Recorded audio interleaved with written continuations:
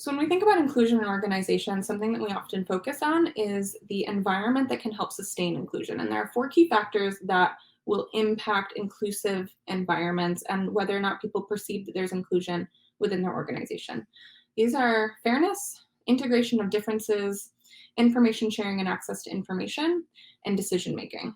So first, if we think about fairness, fairness can serve as a minimal threshold for inclusion within an organization.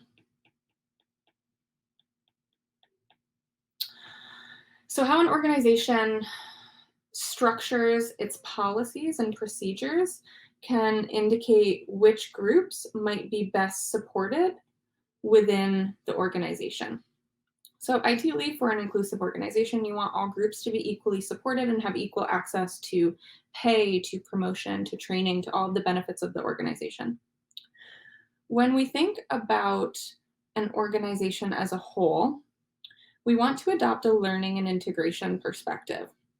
So what this means is that to benefit from the improvements in creativity, problem solving, organizational performance, organizations need to value unique contributions and view different aspects of the individuals within their organization and their uniqueness as beneficial.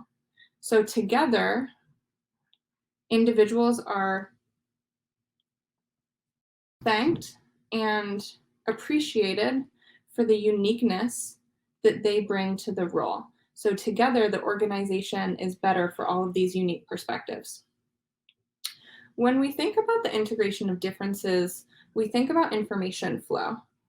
Having access to information signals power. If we were to think about each of these circles as individuals, and the lines are communication points, so they're sharing information across these lines. Understanding who in your organization influences the flow of information and what is driving those differences is key to ensuring that your network and your networked communications are supporting your organization's strategy rather than only being focused on sharing information with people who might look like or act like or think like you do.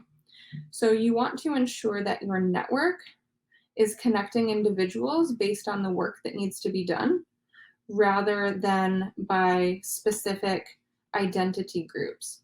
You can also think about this in terms of who these key network influencers are and whether or not they come from historically powerful information groups and if they're controlling the majority of information moving through the organization. The last factor that we're going to talk about is decision making. So understanding and perceiving that all groups have a seat at the table is key to perceptions of inclusion within the organization.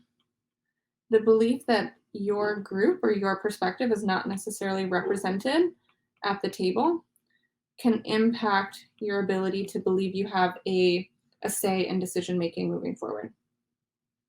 So thinking about each of these factors independently is really important. But when understanding the environment as a sustaining factor to individual level perceptions of inclusion, we really need to be thinking about how all four of these factors come together.